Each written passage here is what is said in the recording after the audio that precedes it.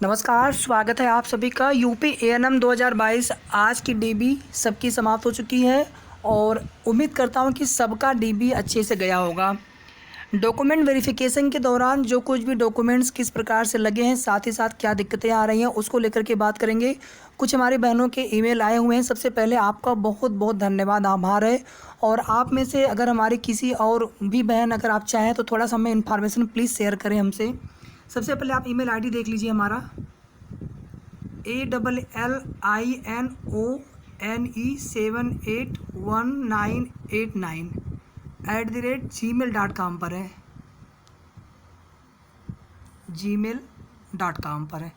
ठीक है, तो प्लीज़ आप हमें मेल कर दीजिएगा। आप सभी से विनम्र हमारा अनुरोध है, ताकि कोई भी जो भी आपको प्रॉब्लम फेस करनी पड़ी हो वो आगे किसी और को न करनी पड़ी हो। और आपने जो प्रॉब्लम फेस की है, अगर उसमें मेरी वजह से अगर कोई भी गलती रह गई हो, कोई भी चीज़ें बताने से छूट गई हो, तो उसके लिए भी आप सभी से विनम्र क्षमा प्रार्थी हूँ। और आप समझ लीजिए कि आज सुबह से ही इतना ज़्यादा परेशान सा हूँ थोड़ा सा, कि बस ये लेकर के कि आप सबका डीबी अच्छे से हो जाए। और आप देखेंगे सुबह हमने एक वीडियो बनाया था, उसके बाद हमारी हिम्मत नहीं हो रही थी कि दोबारा हम कोई वीडियो बनाएं या कोई बात पूछें। अभी जब कुछ बहनों का मेल आया है तो थोड़ी सी हिम्मत हुई कि नहीं, अब जो है यहाँ पर आप सबका डीबी अच्छे से हुआ है। कुछ एक जो दिक्कतें आई हैं उसकी वजह से हम बताएंगे आपको, वहाँ पे आपको कोई दिक्कत नहीं होगी। आप बिल्कुल वहाँ पे निश्चिंत रहिए, आपका हो जाएगा। और जो डॉक्यूमेंट्स नहीं मांगे गए थे, हमने आपको तब भी बताया था कि उन डॉक्यूमेंट्स के लिए आपको परेशान नहीं होना। जैसे मैरिज सर्टिफिकेट, मेडिकल सर्टिफिकेट, चरित्र प्रमाण पत्र और जो बैंक वगैरह के जो स्लिप, वो आप लोग लगातार बेमतलब का आप लोग परेशान थे। उसके लिए मैं बार बार कह रहा हूँ कि वो सब डॉक्यूमेंट्स आपको नहीं चाहिए। डीबी के नोटिस में जितना डॉक्यूमेंट्स लिखा है उसमें से कोई भी एक डॉक्यूमेंट्स नहीं छूटना चाहिए। जो 6 मंथ प्रसूति वाला है उसकी वजह से भी आपको बहुत ज़्यादा दिक्कत नहीं हो रही है, वो आपका उसी में इंक्लूड रहता है। उसमें कुछ प्रैक्टिकल के कैसे तौर पे या फिर इंटर्नशिप के तौर पे, ठीक है, तो उसे आप वेरीफाई करवा लीजिएगा। बाकी जिनके पास कोई उसका कुछ हो ही नहीं कि हमने कुछ किया है 6 मंथ वाला, उनके लिए थोड़ा सा दिक्कत वहाँ पे हो सकता है। बाकी एक आयु सीमा छूट वाला हमने बहुत क्लियरली बता दिया है कि जैसे आप कह रहे हैं कि पीईटी में हमें तो छूट, वहाँ पे जो लिमिट थी, पीईटी एक अर्हताकारी परीक्षा है। अगर आप वहीं रिजेक्ट हो जाए सपोज दैट, तो फिर आप यहाँ फॉर्म कैसे भरते, कहाँ कैसे आपको यहाँ पर आयु सीमा में छूट मिलती। ठीक है, आप चीज़ों को थोड़ा सा समझने का प्रयास करेंगे। वह कोई सिलेक्शन उससे नहीं होना है आपका, वहाँ पे कोई आपको नौकरी नहीं मिल रही, यहाँ पे आपका सिलेक्शन होना था। तो यहाँ पे आपको जो है छूट मिली है, तो उसके लिए आपका अनुभव प्रमाण पत्र है जनरल ईडब्ल्यूएस के लिए। बाकी आरक्षित वर्ग के लिए उनके अनुभव या फिर जो उनका जाति प्रमाण पत्र, दोनों में से जिसमें ज़्यादा उनको आयु सीमा में छूट प्राप्त हो रहा होगा वह उनको कोई एक मिलेगा, दोनों एक साथ नहीं मिलेंगे। ठीक है, सबको क्लियर हो गया ये चीज़। और जितने भी प्रपत्र आपको भरने थे, आप उनके लिए क्यों परेशान हो रहे हैं? प्रपत्र, ब्लू पेन, ब्लैक पेन, ये सब चीज़ें हमने आपको बहुत विस्तार से बता दी। कुछ लोग डरा रहे हैं कि ब्लैक से भरिए, ऐसे भरिए, ये भरिए, कुछ नहीं। हमने कहा था सिंपल सा आप वाइटनर रखिए, आप उसको भर के ले जाइए। कोई भी आपको डाउट लगे, दिक्कत लगी, आप वही वाइटनर से तुरंत मिटाइए। 10 सेकंड में सूख जाएगा, 20 सेकंड में इतनी खुद ही भयंकर गर्मी पड़ रही है, उसके बाद तुरंत आप उस पर सही लिख दीजिए, कोई भी आपको डाउट लगे। अस्थाई पता हमने आप सभी से कहा था कि आप पिता वाला भर दीजिए, अगर आपने फॉर्म में पिता वाला एड्रेस लगाया है तो। बाकी आप पति वाला ही लगाना चाहिए, लेकिन शादी जिनकी बाद में हो गई है तो आप पिता वाला ही लिख दीजिए अस्थाई में, और पत्राचार वाले में अपना पति का लिख दीजिए। आपकी शादी हो गई है ना अब, तो अब आप अपने पिता का नहीं बल्कि पति का नाम लिखेंगे, भले ही आपकी शादी उस समय नहीं हुई थी। क्योंकि आप आज की डेट में डिटेल भर रहे हैं ना, एक जो आपको फ़ोटो स्व प्रमाणित करके देना था वो भी बहुत आसान था, हमने बताया था आप स्वयं से करके दे दीजिए। अब आप प्राचार्य से करवाइए, एचओडी से करवाएं, राजपत्र से, वो आपकी इच्छा है। लेकिन उसमें जब लिखा, अथवा आप स्व प्रमाणित भी करके दे सकते हैं, जो 2 फ़ोटो आपको देना है प्रमाणित करके। एक सादे पेज पर हमने आपको बता दिया था। वीडियो आप सभी स्किप करते हैं, वीडियो पूरा, सारी गलती आप मेरी नहीं देख सकते। हो सकता है कि मेरी गलती बिल्कुल ना निकले, क्योंकि आप वीडियो पूरा देखते नहीं हैं। और मैं बार बार कहता हूं कि आप 10 जगह वीडियो देखेंगे, इससे अच्छा कि आप हमारा एक ही वीडियो पूरा कम्प्लीटली देखिए। अभी हम डीबी खुद करा कर आए थे, हालांकि एएनएम की डीबी में थोड़ा सा तामझाम ज़्यादा लग रहा था, और इस भर्ती में हम तो है नहीं, इस वजह से थोड़ा सा हमें बिल्कुल एग्जैक्टली कुछ चीज़ें नहीं आइडिया लग पा रहे थे। जैसे आज डीबी हुआ, थोड़ा सा हमारी डिस्टेंस भी लखनऊ से काफ़ी ज़्यादा दूर है, लगभग 500 साढ़े 500 किलोमीटर के आसपास है। अदरवाइज हम लखनऊ के आसपास होते तो हम खुद लखनऊ में आकर के खुद हम देखते कि वहाँ पर किस प्रकार से डीबी हो रहा है, आप लोगों से बातचीत भी करते। लेकिन ऐसा, जिनका 18 डीबी है, लेकिन ऐसा कुछ हो नहीं पाया, संभव नहीं हो पाया आज आने के लिए।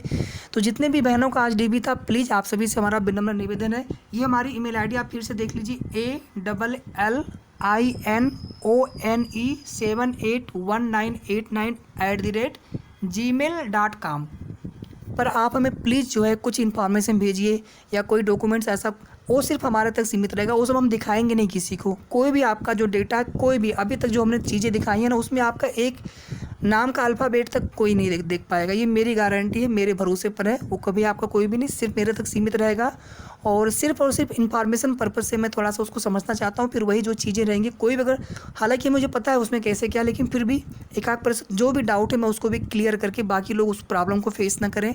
बाकी कुछ ऐसी चीज़ें थी जैसे प्रपत्र वगैरह में भरने में कुछ जो गलतियाँ हुई थी ना, उसकी वजह से किसी का डीबी रिजेक्ट नहीं होगा। बस आपने कोई, अच्छा देखिए एक और कमेंट आया था कि सिग्नेचर हम में कुछ, जैसे उन्होंने कहा था कि सिग्नेचर में हम कुछ और लिखते हैं। सिग्नेचर हमेशा यूनिक होता है। जैसे आपका नाम मान लीजिए है, कोई भी एक नाम आप ले लीजिए AB सिंह, ठीक है, XYZ सिंह, तो उसमें आप सिग्नेचर आप कुछ भी लिखिए, सिग्नेचर तो यूनिक होता है ना। सिग्नेचर बिल्कुल नाम के एग्जैक्टली सेम, देखिए ऐसा आवश्यक तो होता नहीं है। सिग्नेचर का मतलब क्या होता है? साइन, मतलब एक सिंबल आपका, ठीक है, उससे आप कंफ्यूज मत होइए। बाकी फॉर्म आपने हिंदी में भरा, हमने कहा था ना हिंदी में भरिए, अंग्रेजी में भरिए, जैसे आपकी इच्छा करे वैसे आप भर दीजिए, कोई उससे दिक्कत आपको नहीं होनी है। बस सारे डॉक्यूमेंट्स आपने लगा रखे हो। कुछ लोग जो है जैसे आपने कोई एक्स्ट्रा आपने कोर्स किया उसका भर दिया, हमने कहा था आप मत परेशान होइए भरने के लिए, क्योंकि वो सब आपके अर्हता में है नहीं। अगर आप भरेंगे तो आपको दिखाना पड़ेगा। जिनका जाति प्रमाण पत्र खो गया था, ऐसे भी बहुत सारे कमेंट आए थे। हमारी एक बहन का मेल आया था, उन्होंने कहा कि हमारा जाति प्रमाण पत्र खो गया था। हमारे पास फ़ोटोकॉपी थी, हमने क्या किया, वही फ़ोटोकॉपी की रिपोर्ट लगाई, मतलब उसको एक एप्लीकेशन दिया हमने कि हमारा फ़ोटोकॉपी खो गया है, और हमारे उसी एप्लीकेशन के आधार पर हमको दूसरा जाति प्रमाण पत्र, उसी जाति प्रमाण पत्र का हमें एक नया बना करके ओरिजिनल मिल गया तहसील से, और उस पर तहसीलदार महोदय के साइन भी हैं, और वो पूरी तरह से वैलिड होगा। याद रखिएगा, पूरी तरह से वैलिड होगा। ऑफलाइन वाला भी अगर पिता पक्ष का जाति प्रमाण पत्र कितना भी पुराना हो, आप लेके जाइए, आपको दिक्कत नहीं होगी।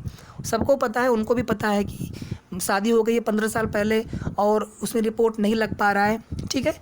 पति वाला देखिए नहीं चलेगा, कोई भी भर्ती हो, ये इन लोगों ने कंडीशन बना रखी है। अभी TGT PGT का विज्ञापन आया हुआ है, हो सकता है आप में से कुछ लोग आवेदन करें। अगर B.Ed अगर आप होंगे TGT में, या फिर आप मास्टर डिग्री होंगे तो PGT में आवेदन कर सकते हैं। वहाँ पर भी सेम चीज़ें हैं, पिता पक्ष का ही आपको देना है जाति प्रमाण पत्र। क्या करेंगे आप? हर भर्ती में हर जगह ये रूल अप्लाई हो गया है, ठीक है।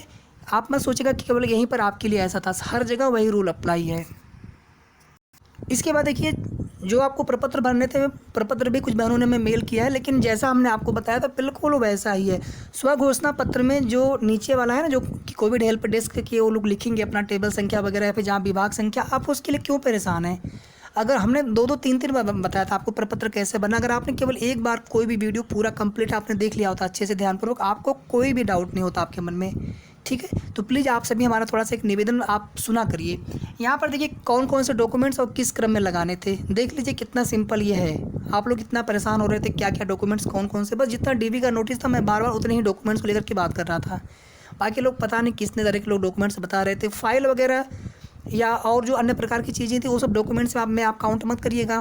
फ़ोटो हो गया, ID हो गया, वो सब थोड़ा सा आप अलग समझिए उसको, ठीक है। वो सब तो सबके पास होता है। आप ऐसे भी कहीं जाते हैं तो हमारे पास पर्स में हमारा फ़ोटो ID ये सब चीज़ें होता ही होता है, तो वो सब चीज़ें हमें वैसे भी रखना था। बस सबकी फ़ोटोकॉपी करवा लेनी थी, फ़ोटोकॉपी को स्वप्रमाणित कर लेना था। सबसे पहले यहाँ पर देखिए डॉक्यूमेंट वेरिफिकेशन की एक स्लिप आपको मिलेगी, या आज मिला है, ठीक है। तो जो आप फाइल में लगाएंगे ना, सबसे पहले क्रम पे इसको रखना है।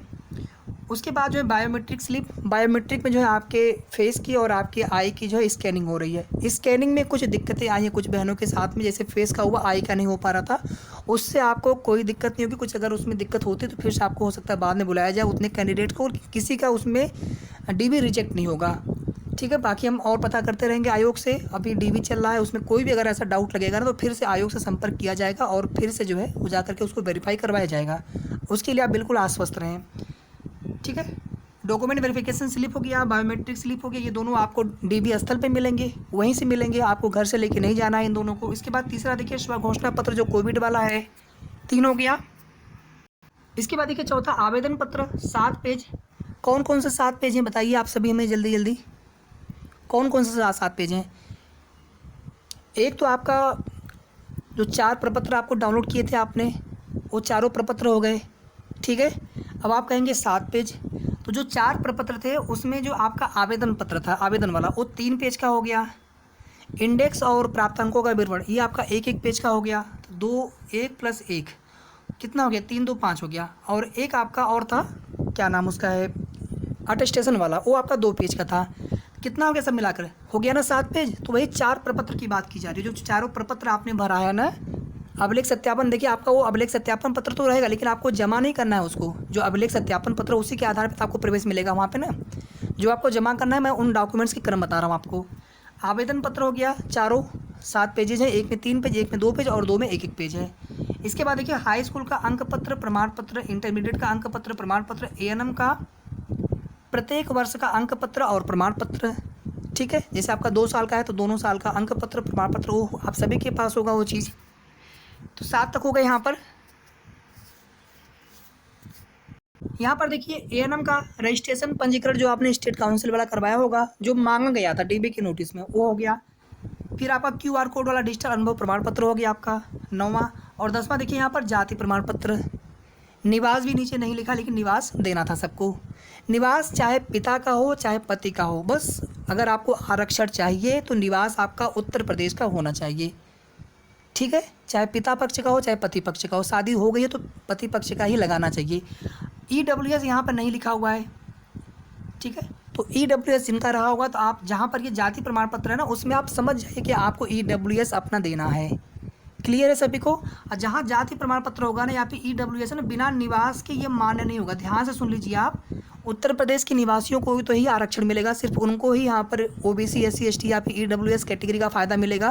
तो ये अपने आप समझ लिया जाता है कि जहाँ जाति प्रमाण पत्र आप जमा करेंगे या फिर आप ईडब्ल्यूएस जमा करेंगे, जाति प्रमाण पत्र लिखा तो मतलब ईडब्ल्यूएस वाले समझ जाएंगे कि हमको ईडब्ल्यूएस देना है। तो अपने आप से आप समझ जाइए कि हमको निवास भी देना है उसके साथ में। निवास के बिना जाति प्रमाण पत्र या फिर ईडब्ल्यूएस मान्य नहीं होगा। निवास सबको लेके जाना है, याद रखिएगा। ठीक है, निवास सबको देना, चाहे पति का हो चाहे पिता का हो, कितना भी पुराना हो, बस आप देख के आइए 5/1/2022 के पहले का हो। जिसका जाति प्रमाण पत्र खो गया हो ना, हमें बहुत सारे मेल आए हुए हैं। एक मैं आपको दिखाना चाहता हूँ जो आए फिर से बना, मतलब एक इन्होंने एप्लीकेशन लिख के दिया तहसीलदार महोदय को, ये पूरा एप्लीकेशन उनका हो गया और उसी उनके एप्लीकेशन पर उनको नया जो है जाति प्रमाण पत्र बना करके मिल गया। बहुत आसान प्रक्रिया होती है। आप सभी जिनके पास फोटोकॉपी हो, आपने न बनवाया हो जाति प्रमाण पत्र, आप लोग प्लीज़ जो है जाति प्रमाण पत्र तुरंत बनवा लीजिए। उसी फोटोकॉपी को तहसील में लगा करके तहसीलदार महोदय को एक एप्लीकेशन लिख के दे दीजिए आप। उसी आपकी एप्लीकेशन पर आपको वही जाति प्रमाण पत्र आपको ओरिजिनल रूप में फिर से मिल जाएगा। अब यहाँ पर देखिए आप सभी, एक बहन है, उनका कमेंट आया था कि फेस और रेटिना की पिक क्लिक की थी डीबी के टाइम। फेस की स्कैनिंग हो तो गई, लेकिन आई में रेटिना की स्कैनिंग नहीं हुई और वहाँ के लोग बोल रहे थे कि स्कैनर गर्म हो गया इसलिए सुबह से, इसलिए नहीं हो पा रहा इजीली। तो क्या उससे ज्वाइनिंग, इससे ज्वाइनिंग आपकी नहीं रुकेगी। अगर कोई दिक्कत होगा आपको फिर से हो सकता है बुलाए वो लोग, अगर नहीं हुआ होगा तो कम्प्लीटली वैसे हो जाता है, वो पता ना चला आपको, हो सकता है कि आप न जान पाए हो लेकिन हो गया होगा। ठीक है, इसकी वजह से किसी का डीबी रिजेक्ट नहीं होगा। हमें वेरीफाई करवाना है, हम वही हैं, आप वेरीफाई करिए। आपकी मशीन की कुछ अगर दिक्कत होती है तो उसमें हम थोड़ी जिम्मेदार हैं। ठीक है, बाकी कुछ मेल जैसे और आते हैं ना, जिनका भी डीवी हो गया प्लीज़ आप लोग मेल कर दीजिएगा। जैसे कुछ और मेल आता है या फिर आप कमेंट करके भी हेल्प कर सकते हैं दूसरी बहनों के। जैसे कुछ और मेल आता है, कुछ और इन्फॉर्मेशन मिलती है, मैं आपको बहुत जल्द नेक्स्ट वीडियो में फिर से जो भी चीज़ें रहेंगी विस्तार से बताएंगे। वीडियो को आप सभी लाइक और वीडियो को पूरा देखिएगा। शेयर आप करिए न करिए, सब्सक्राइब आप करिए न करिए, हमें उससे कोई मतलब नहीं है। शेयर इसलिए बोलते हैं ताकि सभी तक पहुंचे इन्फॉर्मेशन, सब्सक्राइब इसलिए बोलते हैं ताकि आपको अगला वीडियो का नोटिफिकेशन आपको तुरंत मिल जाए। ठीक है, लेकिन प्लीज़ आप लाइक कर दीजिएगा। मेहनत कर रहा हूँ तो आपसे एक लाइक मांग रहा हूँ, प्लीज़ आप कर दीजिएगा। लेकिन सबसे बड़ी खुशी हमें, सबसे बड़ा लाइक मेरे लिए तब होगा जब आपका डीबी अच्छे से हो जाएगा। दूसरा, वीडियो को आप पूरा देखा करिए ताकि कोई भी आपसे इन्फॉर्मेशन अगर छूट गई तो फिर क्या मतलब उतना बड़ा वीडियो बना के, मेरा मेहनत ही पूरी ख़राब हो जाती है। सब लोग वीडियो को पूरा देखा करिए। धन्यवाद।